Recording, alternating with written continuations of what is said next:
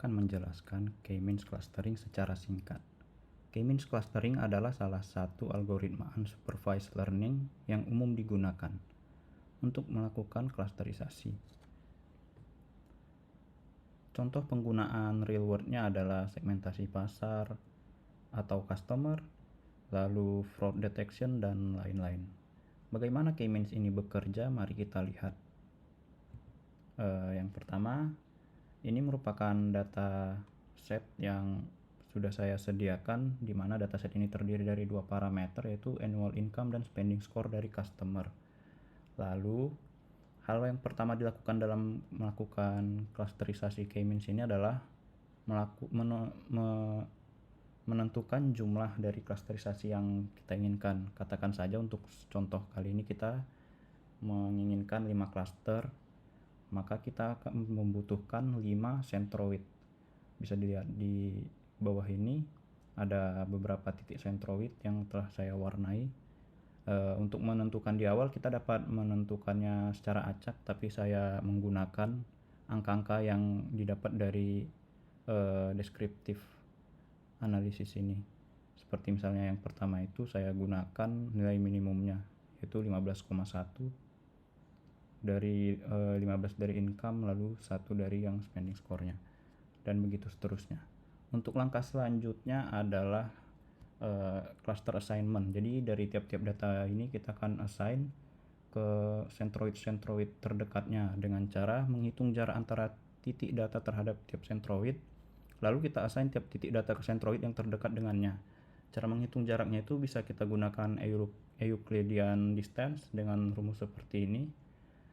Setelah saya coba assign, maka dapat dilihat ada beberapa cluster sesuai dengan titik centroid terdekatnya. Akan tetapi pada algoritma ini dapat kita lihat bahwa algoritma ini masih belum bisa membedakan dengan baik seperti antara kelompok yang warna hijau dan biru ini. Untuk mendapatkan hasil yang lebih baik, maka kita perlu melakukan update centroid. Untuk update centroid ini, bagaimana cara kita mengupdate?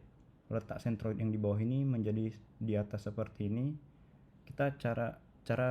Caranya kita melakukan dengan menghitung rata dari data tiap cluster sebelumnya. Jadi pada cluster yang sebelumnya ini kita hitung ratanya, nanti kita dapatkan rata annual income dan rata spending score-nya.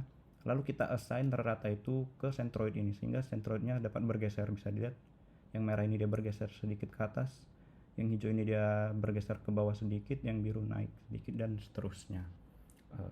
Lalu kapan kita bisa mendapatkan bentuk atau hasil yang terbaik? Hasil yang terbaik itu bisa kita tentukan di mana bila perubahan titik centroid baru dan sebelumnya itu nanti kurang dari angka yang bisa digunakan, ya, 10 pangkat minus 6. Jadi artinya pada iterasi-iterasi setelahnya, jika perubahannya sudah kurang dari ini, kita anggap iterasi sudah selesai, di mana nanti algoritma telah menunjukkan hasil yang terbaik. Sebenarnya untuk menentukan jumlah iterasi ataupun jumlah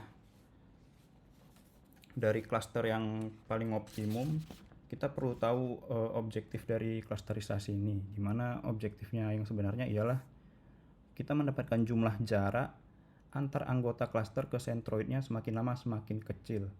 Ya, yang dimaksud di sini adalah kita akan menghitung tiap jarak dari data-data ini ke centroidnya masing-masing, lalu nanti kita jumlahkan, dan nanti hasil yang paling optimum adalah ketika kita menjumlahkan semua jarak-jarak ini, kita mendapatkan nilai yang paling rendah.